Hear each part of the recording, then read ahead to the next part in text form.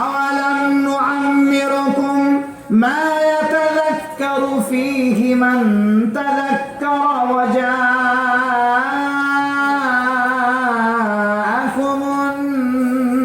নাযীর।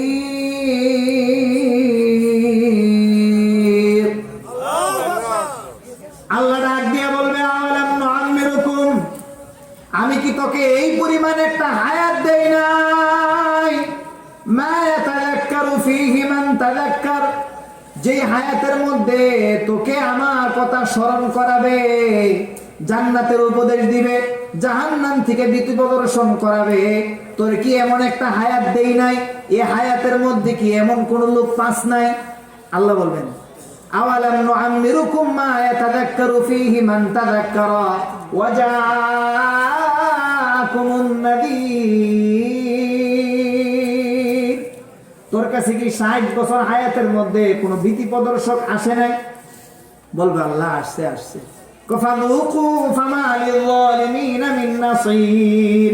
তাহলে আজকে শাস্তির স্বাদ আস্বাদন কর, আজকে তোর জন্য কোনো সাহায্যকারী থাকবে না। এই জন্য বলতেছিলাম, ওই যে 60 বছর দেওয়ার পরে যে লোকটা ভালো হয় না, আল্লাহ তো এর 60,000 বছর দিলেও ভালো হবে না। এ বাজানরা, কথা ভালো করে বুঝেন, 60 বছরে যে ভালো হয় না, আল্লাহ বলেন 60,000 বছরে কি হবে না? ভালো হবে না। কেন জানেননি? কেন? বাঘ হওয়ার জন্য সব বাঘ টিপা দেখতে হয় না, একটা বাঘ টিপ দিলেই বুঝে আসে। কথা বলেন না? বাঘ হওয়ার জন্য কি সব বাঘ টিপা দেখে না? মা বুন্ডা একটা বাঘ টিপে? হ্যাঁ, একটা বাঘ টিপে। আরে তোরে 60,000 বছর কেন দেখবো? তোরে দেখার জন্য তো আমি 60 বছরই দিছি, এটাই যথেষ্ট। তুই 60 বছরে যদি না করতে পারস, তাহলে 60,000 বছরও করতে পারবি না। সুতরাং তোকে আর 60,000 বছর দেওয়া হবে না। এজন্য তো আপনাদের বিবেকে কি বলে বলেন তো দেখি? বিবেকে কি বলে? আমি আমল করছি জান্নাতের অস্থায়ী, আল্লাহ জান্নাত দিবেন চিরস্থায়ী। কথা বুঝেন? আমি আমল করছি কি অস্থায়ী।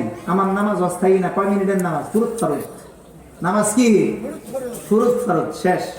কোন সময় আলী শেষে ঢুকবো, আগে বাইরে, এটাই তো আমগো অভ্যাস। জুমার দিনে আলী দেয় ইমাম সাহেব কখন দ্বিতীয় আজানটা দেয়, মুয়াজ্জিন সাহেব তখন গিয়ে মসজিদে ঢুকে, আবার সালামটা ফিরানোর সাথে সাথে জুতা লইয়া কি টানাটানি। কথা বুঝেন নাই?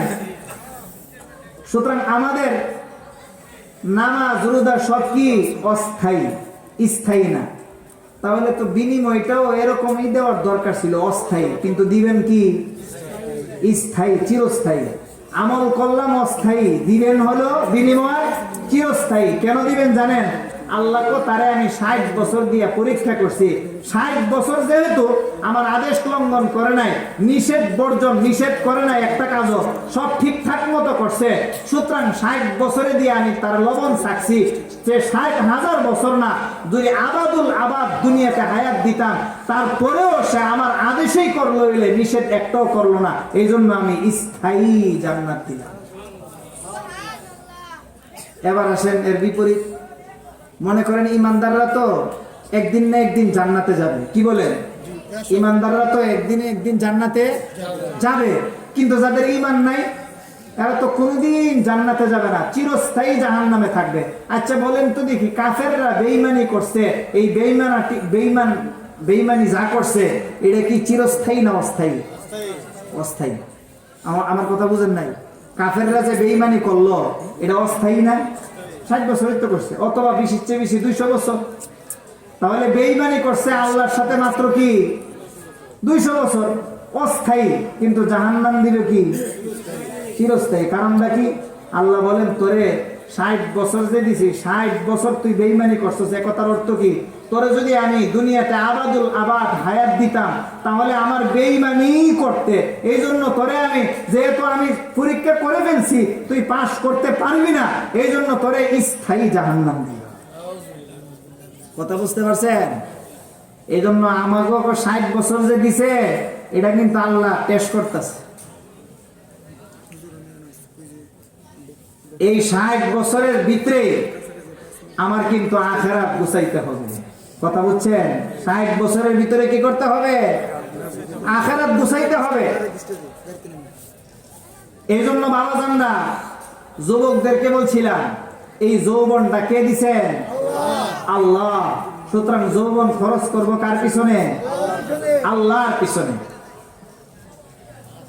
यूं तो दुनिया देखने में किस कदर खुश रंग थी, यूं तो दुनिया देखने में किस कदर खुश रंग थी, कब्र में जाते हुए दुनिया की हकीकत खुल गई। এই দুনিয়া দেখতে বড় চাকচিক্য, কথা বলেন, এই দুনিয়া দেখতে বড় চাকচিক্য।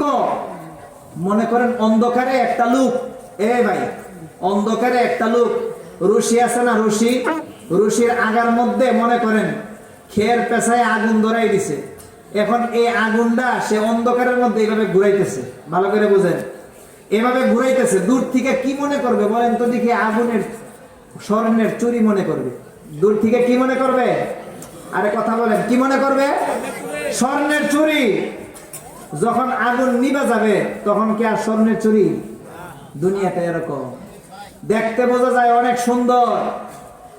আজকে আমার সাথে সবাই আছে, আমার সন্তান, হ্যাঁ আমার সন্তান, আমার সন্ততি সবাই আমার সাথে আছে, বাড়ি ঘর সব কিছু আমার আছে, কিন্তু চোখ বন্ধ হওয়ার সাথে সাথে কিছুই নেই। কথা বলেন, চোখ বন্ধ হওয়ার সাথে সাথে কিছু নাই।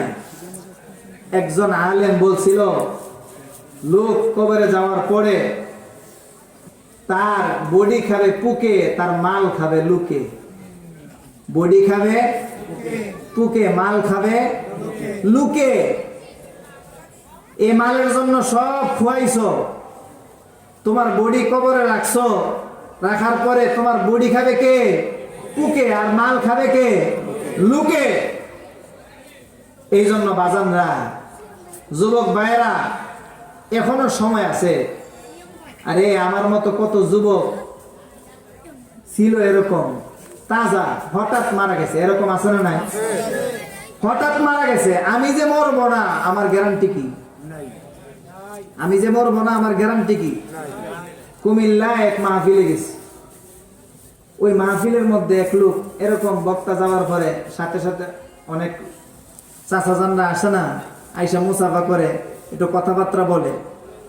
তো ওরকম যাওয়ার পরে ওইখানে ওই লোকটা আসছে, কথাবার্তা বলতেছে যে হুজুর, এই মাহফিলে আগে জঙ্গল ছিল, সব জঙ্গলগুলো আমি নিজে পরিষ্কার করছি, এই মাহফিলের জন্য অনেক খাটছি। আমার পাশে বসে কথাবার্তা বলছে, এই যে আলম ভাই এখানে ছিল, উনিও গেছে। এই লোকটা আমার সাথে কথাবার্তা বলছে, বলার পরে মাহফিলে বয়ানের মাঝখানে লোকটা মারা গেছে। বয়ানের মাঝখানে একদম তাজা, কোনো সমস্যা নেই। এই লোকটা একদম তাজা, কোনো অসুস্থতা তার মধ্যে নেই, বয়ানের মাঝখানে মারা গেছে। হ্যাঁ, বেহেশতের বাগানে মারা গেছে। ভাই, এই জন্য আমি যে এই মাহফিলে মরবো না আমার কি গ্যারান্টি আছে? হ্যাঁ, কোনো গ্যারান্টি নাই। এই জন্য এই দুনিয়া তামাশা না, তামাশা না ভাই, এটা আল্লাহ দিছে পরীক্ষার ঘর। পরীক্ষার মধ্যে ভুল লেখলেও কিন্তু কেউ সতর্ক করে না। কথা বলেন, কেউ সতর্ক করে না। দেখে যে ভুল লিখতেছে তাই কিছু কয় না, সমান অধিকার দেওয়া হয়। যেই লোকটা, যেই ছাত্রটা একদম ঠিক ঠিক লেখে সোয়াল, তাকেও যেরকম পরীক্ষার হলে অধিকার দেওয়া হয়, যেই ছাত্রটা পরীক্ষার হলে ভুল লেখে তারেও পরীক্ষার হলে ওই অধিকারই দেওয়া হয়। মনে রাখবেন, দুনিয়াতে যে লোকটা জান্নাতি তারে যেই পরিমাণ অধিকার দেওয়া হয়, আল্লাহর বান্দা হিসাবে জাহান্নামীকে ওই অধিকারেই দেওয়া হয়। এই জন্য জাহান্নামী বুঝতে পারে না আমি জাহান্নামী না জান্নাতি। এই জন্য দুনিয়াটা পরীক্ষার হল, এটার মধ্যে আপনার জান্নাত নিয়ে নিতে হবে, জান্নাত নিয়ে নিতে হবে। যদি আপনি জান্নাতে না যাইতে পারেন, আল্লাহ না করেন, আমিন বলেন, আল্লাহ না করেন, আমিন বলেন। আল্লাহ আমাদের সবাইকে জান্নাতি বানায় দেন। জাহান্নামীরা, ওই বলতেছিলাম জাহান্নামের কথা, জাহান্নামীরা জাহান্নামে যাওয়ার পরে সর্বশেষ আল্লাহর কাছে কি ফরিয়াদ করবে জানেন? সর্বশেষ তারা প্রথমে জাহান্নামী ফেরেশতাদেরকে বলবে, সুপারিশ করবে যে আমাদেরকে একটু শাস্তি কমায় দেন, একটু শাস্তি লিখাজানাতি জাহান্নাম দুউ রাব্বাকুম ইউখাফফিফ আন্না ইয়াওমান মিনাল আযাব।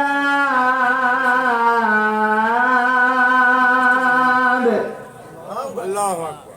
জাহান্নামের ফেরেশতাদেরকে জাহান্নামীরা বলবে, ও জাহান্নামের ফেরেশতারা আমাদের শাস্তি একটু কমায়া দেন,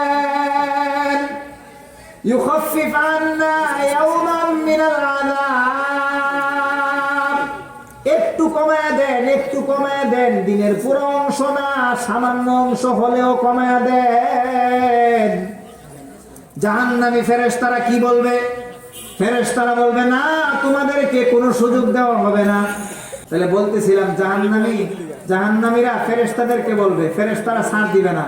এরপরে মালিক ফেরেশতাকে বলবে, মালিক ফেরেশতাও বলবে, ইন্নাকুম মাকিসুন, জাহান্নামে পড়ে থাক, তোদের জন্য কোনো সুপারিশ নাই।